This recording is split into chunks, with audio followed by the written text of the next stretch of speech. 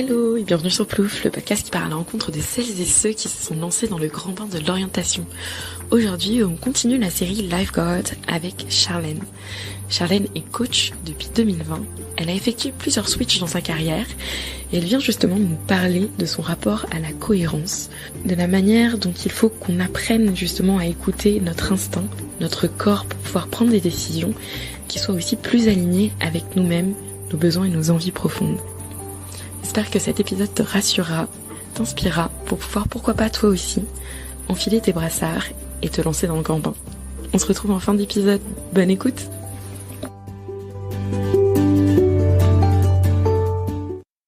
Du coup, Charlène, rebonjour. Merci beaucoup de venir sur ce podcast. Ça me fait super plaisir. Je t'en prie. Merci beaucoup pour l'invitation. Alors, du coup, avant de commencer, je vais te poser une petite question que je me suis mise à poser à tout le monde parce que je suis super curieuse. J'aimerais bien savoir, quand tu étais plus jeune, tu voulais faire quoi? Ou tu voulais devenir qui quand tu deviendrais plus grande? En fait, moi, j'avais pas vraiment de passion. Tu vois, j'étais pas cet enfant avec une passion. Tu vois, j'étais pas du tout comme ça en fait.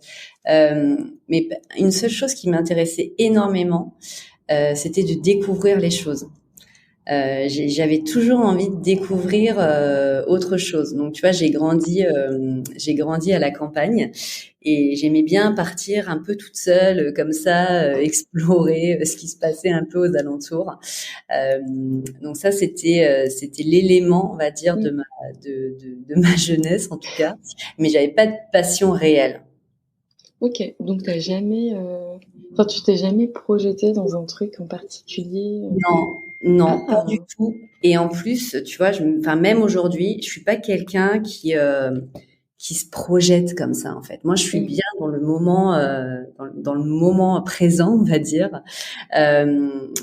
Oui, bien sûr, j'ai des choses que j'ai envie de faire, tu vois, mais j'ai pas de plan à 5 ans, à 10 ans, tout ça. En fait, toutes ces choses-là, moi, ça me stresse.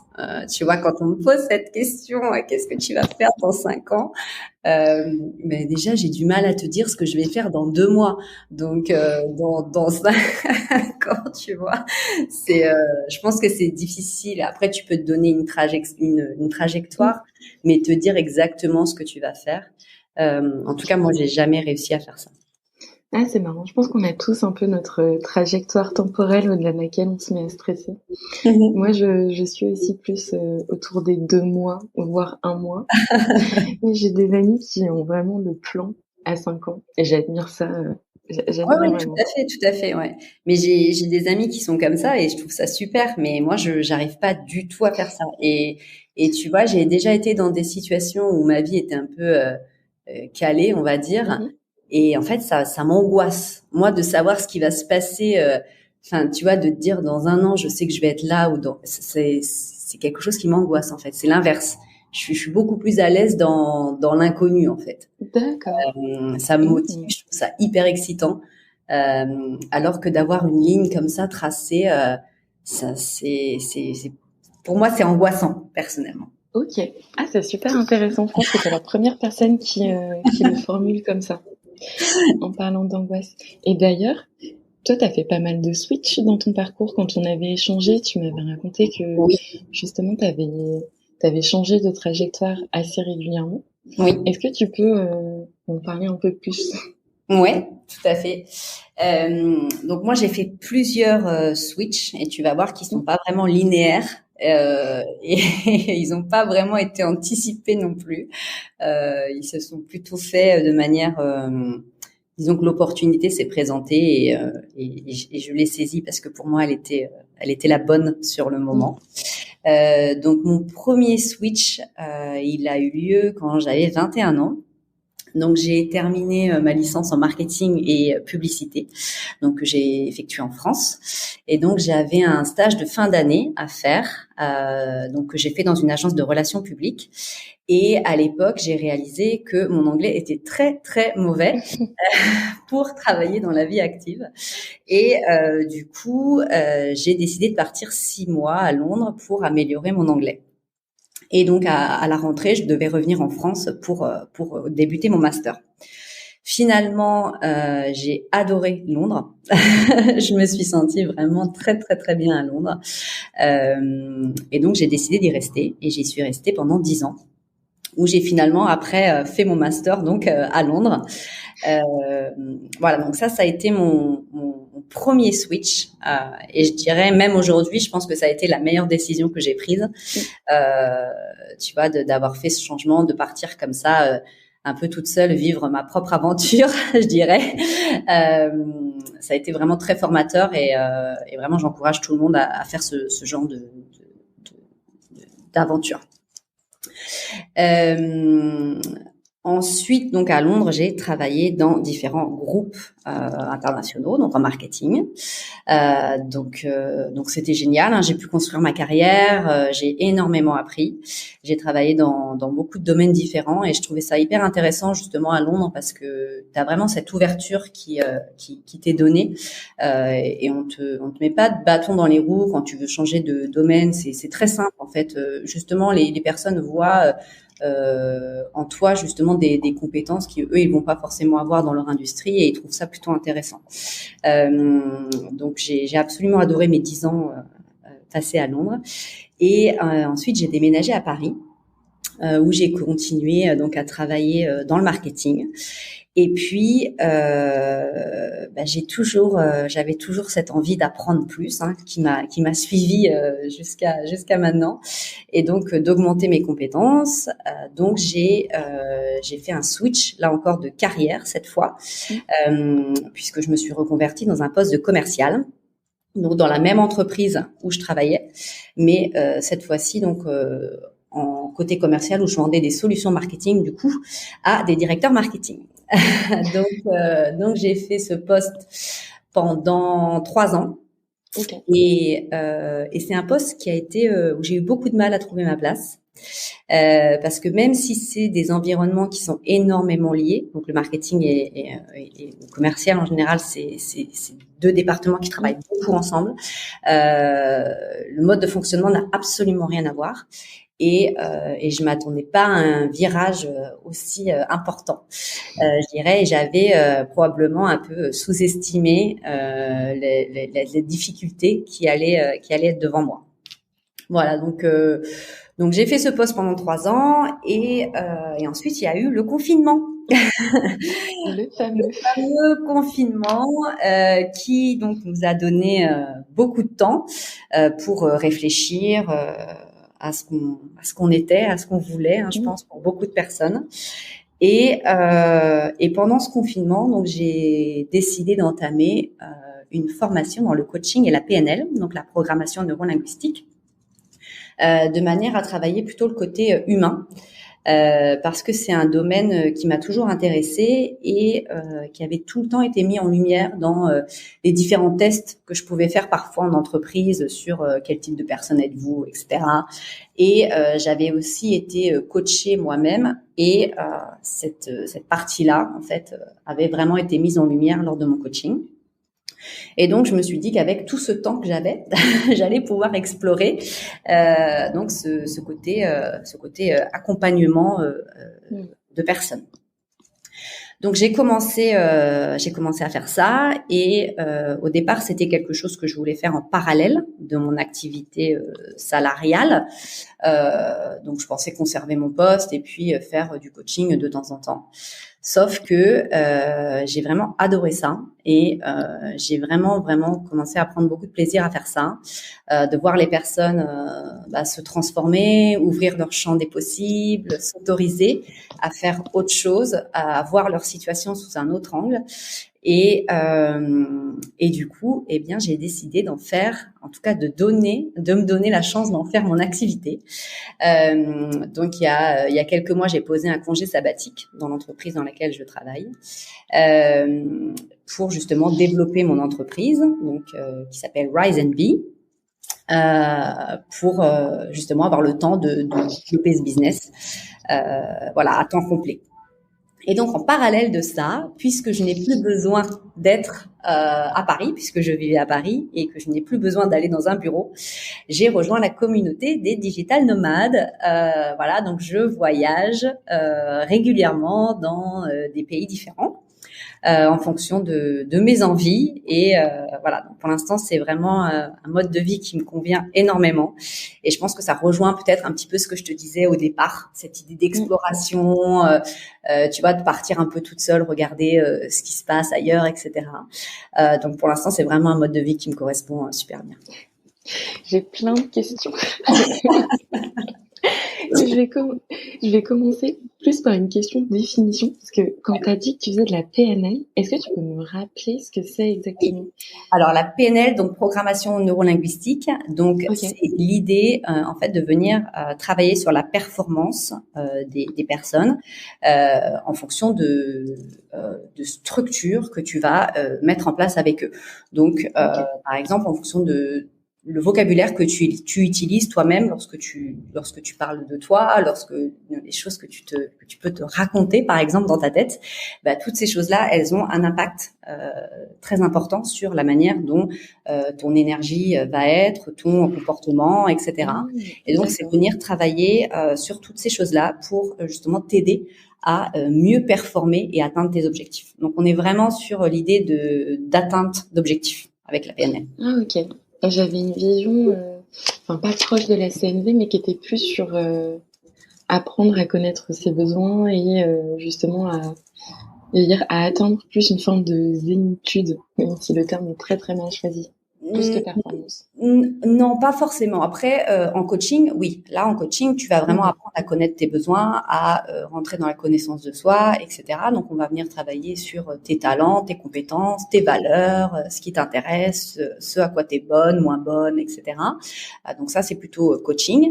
Mais, par exemple, si tu as un objectif à atteindre, on va vraiment travailler ton mental pour que tu puisses arriver justement à atteindre ton objectif. Et tout ce qu'on a, en fait, tu te rends compte quand tu es coach, hein, l'objectif c'est pas du tout de dire aux gens ce qu'ils doivent faire, tu vois, parce que on sait tous ce qu'on doit faire au fond de nous, mais c'est vraiment d'emmener la personne à s'autoriser que ces actions-là, elles sont possibles.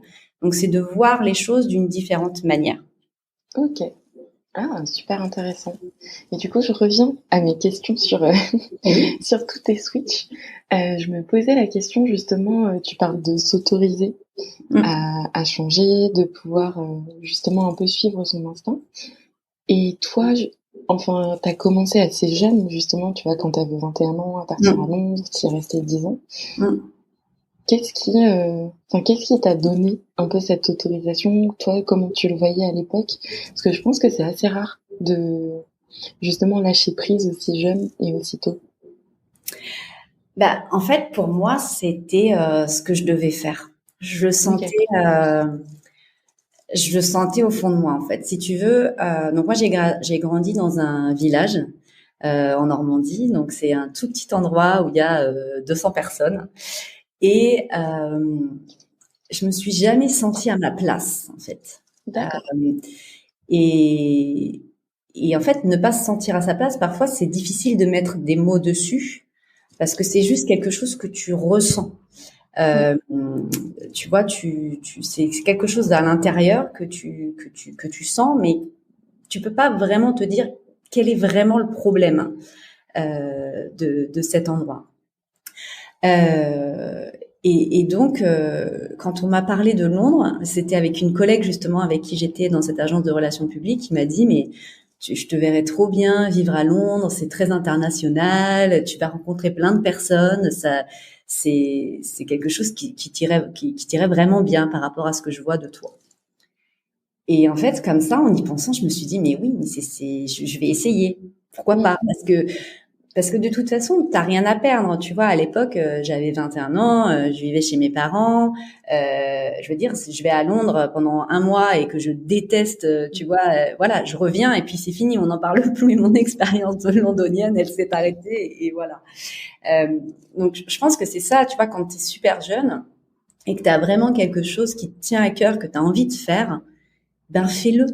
Parce que t'as aucun risque. En fait, enfin, je veux dire, même si tu finis, tu vois, tes études et que tu prends 5 mois, 6 mois pour aller essayer quelque chose, ben c'est pas grave. Hein, tu vas travailler pendant 40 ans. Donc, si t'as pas travaillé pendant 6 mois, ce sera pas grave. Tu vois, c'est ça en fait, c'est de mettre en perspective les choses.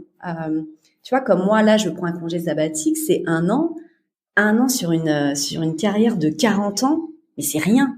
C'est ramener à l'échelle, tu vois, c'est donner l'opportunité de faire ce que tu as envie de faire et puis ben d'essayer. Après, je te dis pas d'essayer pendant 15 ans si c'est quelque chose qui ne marche pas, mais donne-toi au moins l'opportunité d'avoir essayé ce que tu as vraiment envie de faire. Et toi, tes parents, justement, t'ont un peu éduqué dans ce moyen de se dire, bon, ok, j'essaye, j'y vais. Ou pas du tout, comme tu disais, tu te sentais pas nécessairement à ta place quand tu étais plus jeune. Est-ce que c'était vraiment un environnement global ou Non, alors mes parents, ils sont pas du tout comme ça. Ils sont pas du tout dans l'exploration, etc. C'est pas du tout. D'ailleurs, ils ont pas trop compris mes choix, même encore aujourd'hui. Hein, tu vois, quand je leur ai annoncé que j'allais être digital nomade, je pense qu'ils m'ont un peu pris pour une folle. Mais non, enfin, si tu veux, moi, je vis dans un environnement qui est plutôt assez, on va dire, traditionnel. Hein, donc tous leurs amis, ils avaient leurs enfants qui allaient à l'école et qui prenaient leur premier travail, voilà, de manière un peu traditionnelle. Et donc moi, je leur ai dit, bah non, moi je vais aller vivre à Londres et je vais aller travailler dans des bars pour améliorer mon anglais. Donc voilà, donc c'était pas forcément facile pour eux. Je pense qu'ils ont pas au départ, ils ont pas forcément compris. Et puis finalement, ils ont réalisé que bah voilà que j'étais très heureuse comme ça et comme je te dis, tu vois, j'ai commencé à Londres, j'ai travaillé dans des bars et dans des coffee shops, ça m'a pas empêché de finir responsable marketing dans la City, tu vois, c'est ça, c'est qu'en fait, tu peux faire des choses sur le moment, tu vois tous tes amis qui ont déjà des postes dans des entreprises internationales. Toi, à côté de ça, tu travailles dans un coffee shop, tu te dis bon, il y a un peu un décalage, mais finalement tu vois, je pense que pour certains, ma carrière a été beaucoup plus riche. Donc voilà, donc je pense pas qu'il y ait forcément de règles. Il faut vraiment suivre ce que tu as envie, parce que enfin, tu vois, c'est clair que quand je travaillais dans un coffee shop, j'apprenais pas, mon objectif, c'était pas d'apprendre à faire des cafés, mais j'apprenais énormément parce que je rencontrais des personnes de cultures complètement différentes et surtout, bah, j'apprenais une autre langue, ce qui m'a énormément servi dans ma carrière après. Et qui a été un point vraiment hyper bénéfique pour moi. Et comment tu as géré justement, tu vois, tu parles des différences de début de carrière entre ce que toi tu faisais et ce que tes amis faisaient en sortie d'études. Comment tu as un peu pris du recul par rapport à tout ça? Parce que je sais que pour beaucoup c'est difficile de se dire j'ai envie de changer, mais en même temps j'ai pas envie de me priver nécessairement par rapport à tout ce que j'ai le droit d'avoir en sortie d'études. Et je dis le droit, mais avec un milliard de guillemets. Je pense que c'est une question de priorité, tu vois, de savoir où elles sont tes priorités. Après, je comprends tout à fait qu'il y ait des personnes qui finissent l'université ou les grandes écoles, qui ont envie directement d'aller travailler dans une grande entreprise et de commencer à prendre des postes importants, etc. Et tant mieux, pourquoi pas. Je veux dire, si c'est ça que tu as envie de faire, fais-le. Mais si à un moment tu te sens que finalement, peut-être tu as oublié de faire autre chose entre-temps ou que tu as raté un peu une étape, fais-le également. En fait, il y a pas forcément de règles. Oui, il faut commencer par ça, après il faut faire ça. Il faut faire ce que tu sens juste pour toi. Mais en tout cas, moi, ce que je dirais, c'est de pas vouloir rentrer absolument dans les chemins conventionnels. Ça, c'est, en tout cas, pour moi, ça a été le conseil que je donne un peu à tout le monde. Parce que, comme je te disais, si tu prends un an pour aller visiter l'Australie, c'est pas grave. C'est un an. Il te reste 39 ans à travailler. Tu vois. Donc, ce sera pas très grave. Et au contraire, je pense que pour les entreprises aujourd'hui, c'est aussi intéressant d'avoir des personnes qui ont des expériences différentes. Tu vois, moi, ça m'a jamais posé de problème, par exemple, d'avoir fait ça. Je me suis jamais sentie pénalisée à aucun moment où les gens m'ont dit non mais t'as pas suivi le chemin traditionnel, donc on ne peut pas t'employer. Oui. Non. Après, quand tu vas en entretien, au contraire, moi j'étais hyper passionnée, j'ai adoré ce que j'avais fait, j'avais appris plein de choses. Et c'est ça que tu as envie de. Et je pense que c'est ça aussi que les entreprises ont envie d'avoir. Et après, si elles n'ont pas envie de ça, bah, c'est que c'est pas une entreprise pour toi non plus. Tu vois, c'est ça aussi. Moi, j'ai pas envie de travailler pour une entreprise qui ne donne de la valeur qu'à des personnes qui ont suivi un chemin traditionnel, parce qu'on n'aura pas du tout les mêmes valeurs. Donc, je ne serai pas heureuse là-bas non plus. Voilà. Ah non, mais c'est un bon point de vue de se dire qu'effectivement, c'est pas forcément à toi de rentrer dans la case de l'entreprise, mais que c'est aussi à double sens. Et en entretien, les premiers mois. Et ça, on l'oublie souvent, et surtout au départ dans sa carrière, je pense, on pense que l'entreprise est placée au-dessus et toi, tu es en dessous. En fait, t'es la personne qui est demandeuse de travail. Mais en fait, non. Enfin, pour moi, c'est un équilibre, hein, parce que j'ai aussi besoin d'être heureuse dans cette entreprise. Et si on partage pas les mêmes valeurs et si cette entreprise ne comprend pas mon expérience et ce que j'ai fait, ben alors c'est qu'on n'est pas fait pour travailler ensemble, en fait. Et c'est pas grave, parce qu'il y a plein d'autres entreprises qui, elles, peut-être auront envie de m'embaucher. Donc pareil, pas de focus sur ça, sur se dire si une entreprise ne me veut pas, ça veut dire que je ne peux plus être employée dans une entreprise. Non, c'est une entreprise. Il y en a des milliers d'autres. Après, je me dis que c'est peut-être, c'est vraiment une théorie qui m'est venue en t'écoutant, et que c'est peut-être aussi des questions générationnelles, au sens où nos parents étaient plus d'une génération où tu travaillais 40 ans dans la même entreprise, et donc les entreprises se sont construites comme ça, avec la révolution industrielle, etc.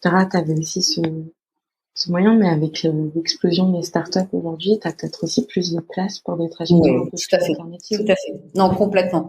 Et non, complètement. Et je pense que, tu vois, même les entreprises, elles sont amenées à changer sans arrêt. Enfin, moi, je travaille dans un grand groupe et tous les ans, il y a des réorganisations, tous les ans, il y a des licenciements parce que certains postes ne correspondent plus aux besoins de l'entreprise.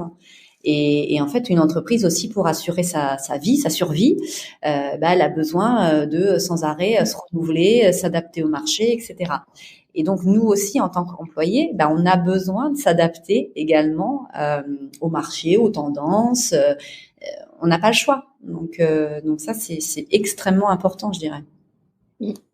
Et comment, justement, en tout cas, de mon point de vue, j'ai l'impression que les entreprises le savent, qu'elles se réorganisent assez régulièrement, mais qu'il y a encore un peu ce mythe, tu vois, du CV cohérent, et justement des parcours qui restent encore assez linéaires. Donc toi, comment tu l'as vu depuis l'intérieur, et comment en parler justement avec ces entreprises qui sont peut-être un peu en retard? Après, ça dépend du type d'entreprise sur lesquelles tu vas. Donc moi, j'ai toujours travaillé dans des entreprises un peu internationales, donc peut-être parfois plus ouvertes, je sais pas. Okay. Après, c'est vrai que tu as des entreprises qui sont plus conservatrices et qui vont chercher des profils plus conservateurs. Mais là encore, tu vois, si tu n'es pas quelqu'un de conservateur, est-ce que tu as vraiment envie de travailler dans une entreprise conservatrice ? Je sais pas. C'est une question auquel chaque personne doit répondre et de se dire, est-ce que cette entreprise, elle est vraiment bien pour moi ? En tout cas, c'est vrai qu'en France, il y a un petit peu de retard là-dessus par rapport à, tu vois, par rapport à quand j'étais à Londres, tu vois, le fait d'être française, d'avoir fait mes études en France, d'avoir fait d'autres choses, ça n'a jamais été un frein à quoi que ce soit pour que je puisse trouver un travail. En France, effectivement, à l'époque, en tout cas, c'était plus difficile. Mais aujourd'hui, tu vois, je pense que beaucoup d'entreprises, elles ont besoin de laisser ce type de personnes arriver dans leur entreprise, parce que si elles ne le font pas, elles vont peut-être pas aussi pouvoir recruter le type de personnes dont elles ont besoin. Donc c'est aussi à elles de s'adapter. Et puis Et puis à toi aussi, parce que quand tu arrives dans un poste, c'est pas parce que tu as fait des choses qui étaient pas du tout en rapport avec l'industrie dans laquelle se trouve cette entreprise ou le poste pour lequel tu vas, de te dire que tu as appris plein de choses avant. Et c'est de transférer ce que tu as appris avant et de me dire, bah, moi, j'ai appris tout ça et c'est ça que j'ai envie de donner à l'entreprise. Donc, pour moi, il n'y a pas vraiment de frein. C'est une manière aussi de le présenter, tu vois, de montrer ta motivation, en fait. Donc, je le vois pas comme un frein, personnellement. Okay. Oui. Et je pense que si l'entreprise le voit comme un frein, bah, c'est pas la bonne entreprise pour toi. Oui, on revient au fait que c'est pas forcément un match de base et que c'est pas grave non plus. Si jamais ça marche pas. Mais c'est vrai que je pense que c'est difficile de faire ce switch aussi de posture quand t'es au tout début de ta vie professionnelle, de te dire ok, moi aussi j'offre quelque chose sur le marché du travail, je suis pas juste une énième personne qui vient proposer quelque chose et qui espère qu'on me donne un qu'on me donne un emploi. Tu vas travailler sur ta singularité, c'est hyper important. Mais à ton âge comme au mien d'ailleurs, hein, tu vois, moi si je fais un entretien pour un poste, il y a une dizaine de personnes qui vont aller sur le même poste, donc c'est aussi à moi de montrer comment est-ce que je peux faire la différence. Et parfois, d'avoir eu un parcours différent, peut faire la différence. Tu vois, parce que justement, mais la différence du bon côté. Tu vois, de se dire ah ouais, mais elle a quelque chose de différent des autres. Et j'ai bien aimé sa manière de me présenter les choses, de me présenter ce qu'elle peut m'apporter. Voilà, c'est vraiment, je pense, de se différencier. Parce que on sort tous avec tu vois, quand on quitte l'université, on a tous le même diplôme. Donc, on a tous la même chose. On a tous appris la même chose. Donc, c'est vraiment pourquoi est-ce qu'ils devraient te choisir toi par rapport à une des personnes qui étaient avec toi à l'université? Bah, c'est toi, en fait. C'est pour toi qu'ils vont te choisir. Donc vraiment d'insister là-dessus et de montrer ta personnalité parce qu'il y a que ça vraiment qui peut te différencier par rapport à quelqu'un d'autre. Et du coup, j'avais une question aussi par rapport, tu vois, à toutes ces questions de définition de sa singularité, de soi. On avait parlé la première fois qu'on s'était appelé, tu sais, de justement toutes ces questions de gap year, d'années de césure et de un peu des vertus de la pause. Est-ce que tu penses que ça passe forcément, soit par cette prise de recul physique, ou comme avec le Covid, d'un retour sur soi un peu forcé où t'es un peu dans ta bulle, ou est-ce qu'il y a d'autres façons peut-être aussi de travailler sur ses valeurs, sur soi, sa définition de sa singularité, de ses envies futures? Après, je pense que tu peux travailler sur tes valeurs, ta singularité partout et tout le temps. Tu n'as pas forcément besoin d'aller à 1000 kilomètres ou 10 000 kilomètres pour connaître tes valeurs. Tu peux bien sûr y réfléchir. Et d'ailleurs, je pense qu'il y a des personnes qui sont peut-être allées à 10 000 kilomètres et qui n'ont pas du tout réfléchi à leurs valeurs. Tu vois, oui, c'est vrai. Donc, donc je pense que ça va un peu dans les deux sens. Après, oui, moi forcément, j'ai fait j'ai quitté la France pour aller vivre ailleurs. Donc oui, ça m'a énormément appris parce que je me suis retrouvée toute seule, parce que j'étais dans un pays où je parlais pas la langue, où je maîtrisais pas la culture. En fait, j'avais tout à construire dans cet endroit. Et forcément, c'est très formateur parce que tu te retrouves face à des difficultés auxquelles tu vas pas faire face si t'es en France, par exemple. Tu vois, si j'avais été en France, je peux vivre chez mes parents. Tu vois, je parle la langue, je connais la culture, j'ai mes amis, etc. Donc, le fait de te retrouver comme ça un peu perdu au départ dans l'espace, oui, c'est très formateur. Mais comme là, tu vois, le mode de vie que j'ai choisi, je change à peu près tous les mois d'endroit. Tous les mois, tu rencontres de nouvelles personnes, etc. Donc tu dois t'habituer à un autre environnement. C'est une autre atmosphère. C'est pas la même ambiance dans tous les co-living. Et voilà, c'est de l'adaptation. Et je pense que l'adaptation, c'est vraiment essentiel. En fait, je pense que c'est une des compétences les plus importantes. Pour moi, c'est la plus importante. Et ça passe forcément du coup, enfin cet apprentissage passe forcément par des environnements ou des switches. En tout cas, le fait de te dire que tu peux t'adapter. Donc, si tu t'entraînes de plus en plus à te mettre dans des situations où tu dois t'adapter, forcément, pour toi, l'adaptation devient de plus en plus simple, en fait, puisque tu es habitué à faire ça. Si tu es moins habitué, et on le voit, tu vois, le coaching que je donne est en général pour les personnes d'entre 30 et 40 ans, mais il m'arrive aussi de recevoir des personnes qui sont un peu plus âgées et tu vois, qui ont été, par exemple, licenciées parce que leur poste n'existe plus aujourd'hui au sein de l'entreprise. Et c'est des personnes qui ont fait le même poste pendant 20, 25 ans déjà.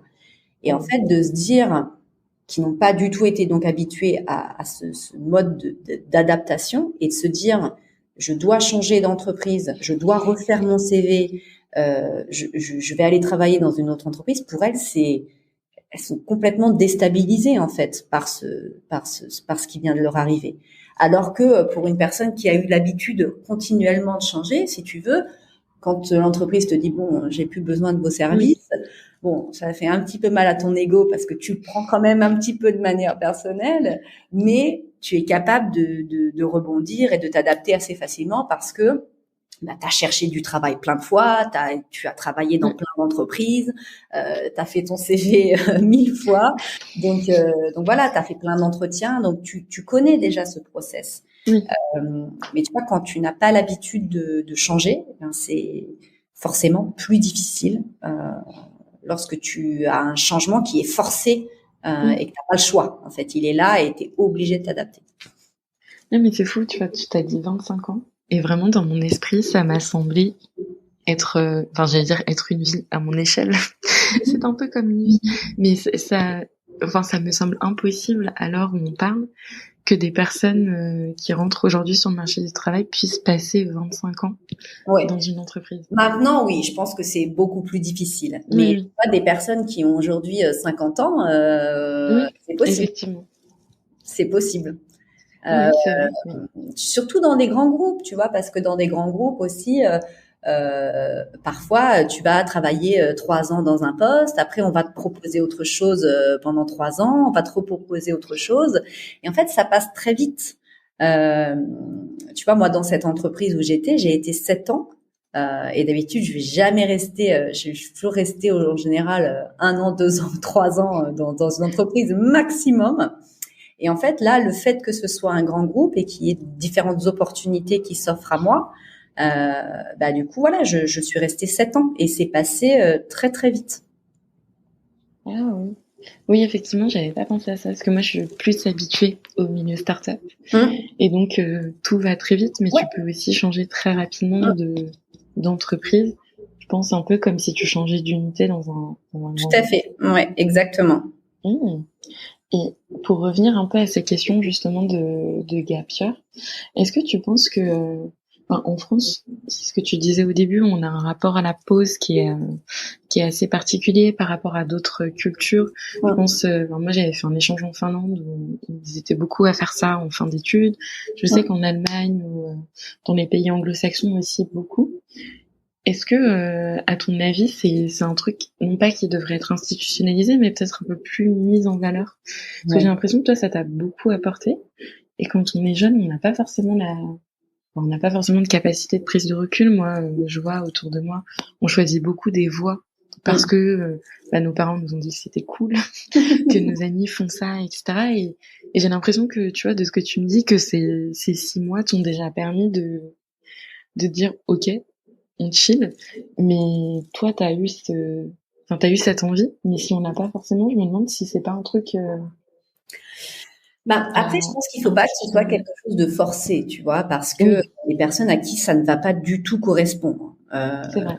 tu vois, de faire ça. Donc, je pense qu'il faut pas le forcer, mais c'est bien d'en donner l'opportunité. Et tu vois, c'est un peu comme le congé sabbatique en fait. C'est quelque chose qui est possible, mais t'as plein de gens qui ne vont jamais prendre cette opportunité.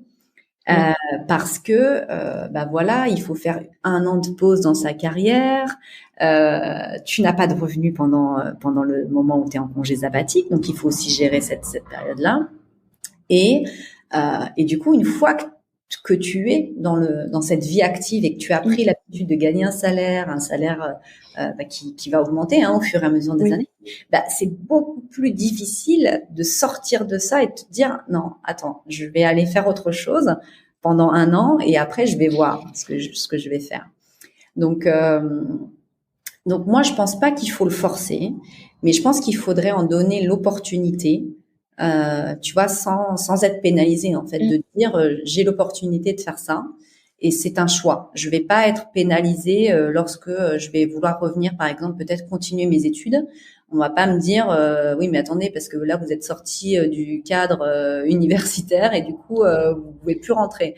Voilà, ça, je pense qu'il faudrait effectivement assouplir cette partie-là et te dire c'est tout à fait possible de prendre 1 an et d'aller faire autre chose pendant 1 an et finalement, soit de te dire je continue, je reviens et je reprends ce que j'ai laissé, ou te dire tu vois comme moi j'ai fait mon master à Londres et finalement ça change rien, tu vois. Enfin c'est voilà, que tu fasses un master en France ou un master à Londres ou aux États-Unis d'ailleurs, n'importe, c'est la même chose.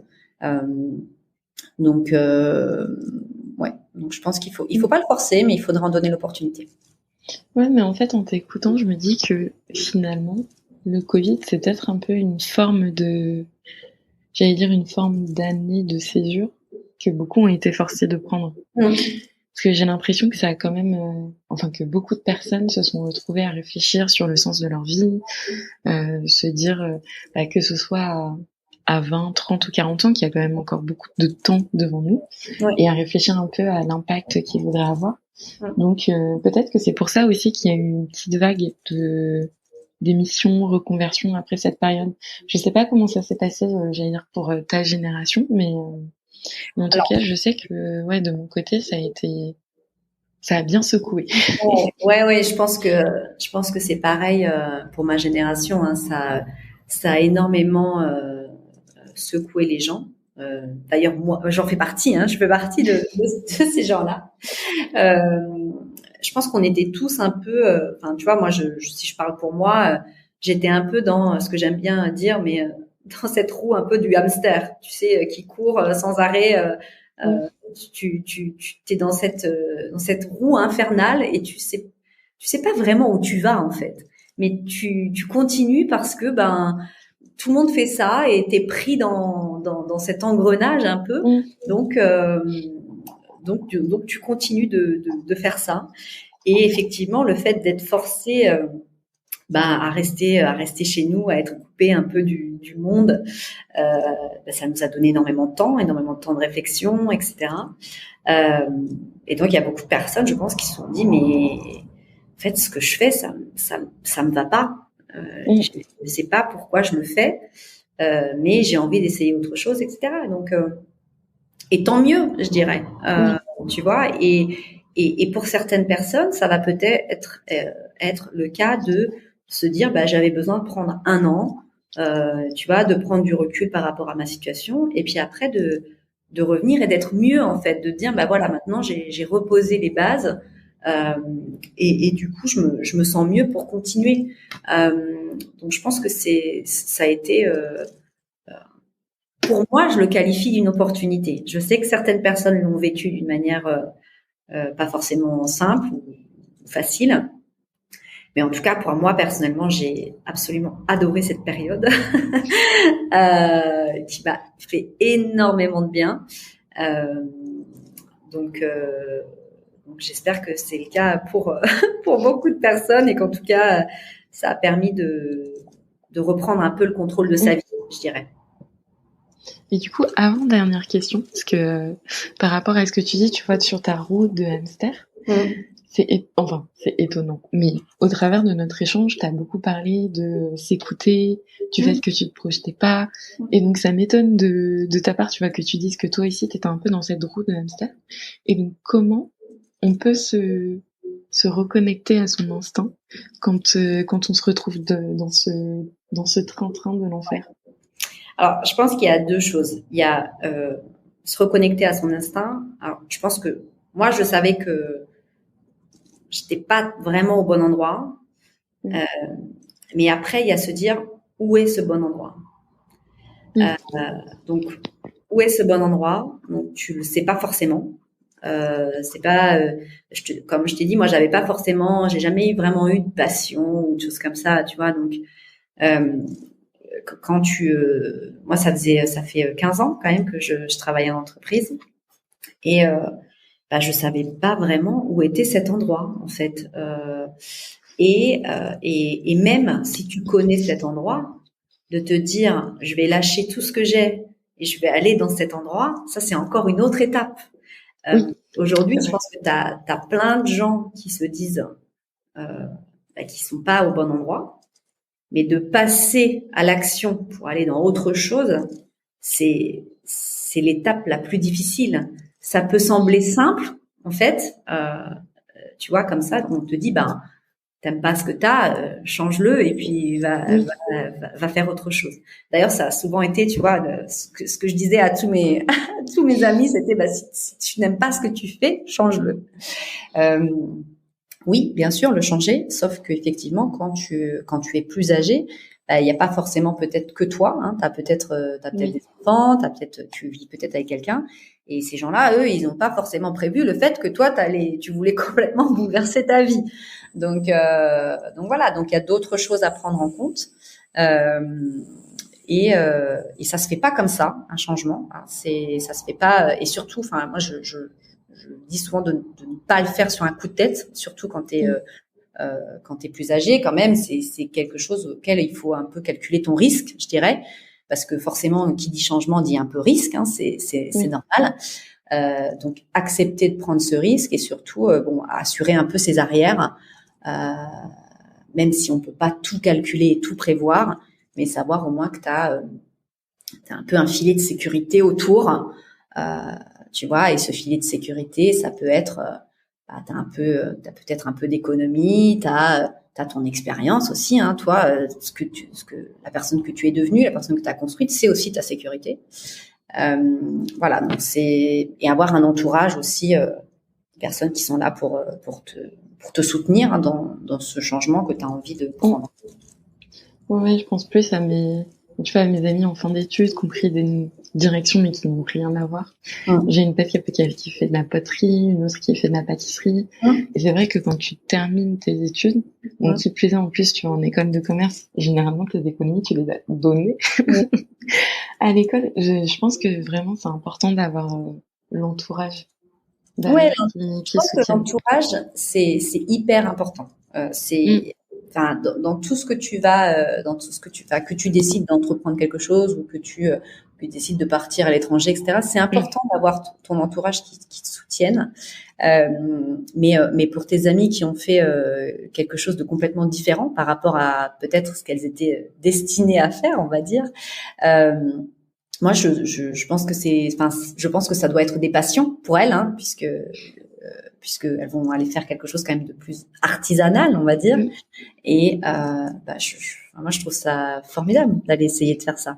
Tu vois, et c'est ce que je te disais, c'est euh, quand tu es super jeune, au pire, tu essayes ça et peut-être même que dans 3 4 ans, tu vas te dire, bah, en fait, c'était super, j'ai fait Mm. ça, j'ai adoré le faire, mais là, c'est plus ce que j'ai envie de faire. Et ce sera pas grave parce qu'en fait, au-delà du fait d'avoir fait de la poterie, etc., elles ont créé un business. Et d'avoir créé un business, tu apprends Oui. énormément et tu apprends plus que tu ne pourras jamais apprendre dans une entreprise. Parce que tu as toutes les casquettes, parce que tu as la gestion du stress, parce que c'est toi qui gères tes propres finances, etc. Et c'est des compétences qui sont, mais tu pourras jamais toucher en Mm. entreprise. Donc c'est hyper formateur et moi je trouve ça super d'aller suivre sa passion. Donc je les encourage vivement dans leurs projets. Mais en l'occurrence, c'était un peu comme toi, tu vois, des personnes qui sentaient pas à leur place, Mm, soit dans leurs études, soit dans le dernier stage qu'elles ont fait. Et donc Enfin, je dis qu'elle, mais il y a aussi que ces personnes ont fait, donc c'est plus à chaque fois un peu une nécessité, je pense aussi, de se dire là, maintenant, c'est plus possible, il faut que je change.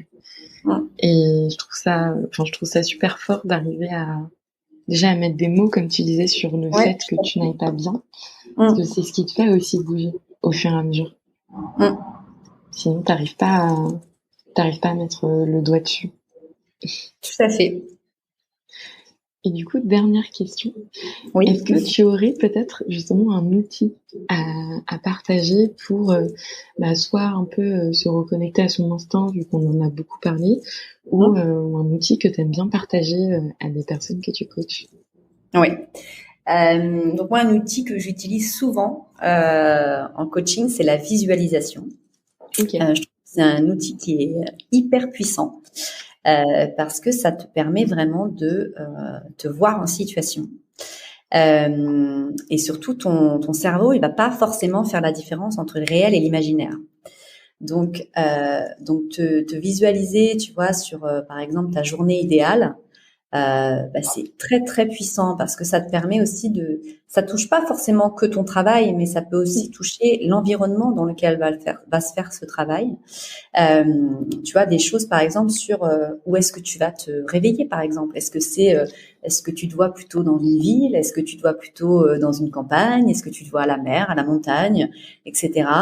Ce que tu fais aussi pendant cette journée, tu vois, si tu me dis je suis entourée de plein de gens, etc. Bon, par exemple, être entrepreneur, c'est peut-être pas forcément pour toi, parce qu'entrepreneur, on est quand même très seul au départ, même si on s'entoure d'autres entrepreneurs, on n'a pas ce travail d'équipe, en tout cas au départ, jusqu'à que tu crées vraiment ta structure. Donc il y a plein de choses comme ça qui sont hyper intéressantes, et en tout cas pour moi, ça me donne beaucoup de clés quand je suis en coaching, quand je demande à des personnes de faire cette visualisation, tu vois, et qui après vont me dire on va travailler sur ce qu'elles aimeraient faire, trouver leur voie, etc., et qui me trouvent certains postes. Et je leur dis, mais comment est-ce que ça se lie avec cette visualisation de ta journée idéale que tu m'avais donnée? Donc, c'est intéressant, tu vois, pour moi, de faire ça. Et en fait, une fois que tu as fini cette visualisation, de noter un petit peu les grandes lignes de ce que tu as visualisé. Et après, de te dire, est-ce qu'il y a des choses que je peux mettre en place pour arriver justement à cette journée idéale que j'ai visualisée, ou lorsque je pense à faire quelque chose, est-ce que c'est en ligne avec ce que j'ai envie d'atteindre? Et c'est la même chose, hein, ta visualisation d'aujourd'hui, elle sera pas ta visualisation de dans 5 ans. Donc, te visualise pas dans 5 ans, c'est pas l'objectif. C'est vraiment de te visualiser dans là ce que tu aimerais actuellement. Ok, super intéressant. Merci, je l'ai noté. Je pense que je vais m'en aller faire cet exercice cet après-midi. Et écoute, merci beaucoup pour cet échange, c'était vraiment très chouette. Merci à toi. C'était un plaisir. À très vite. Merci.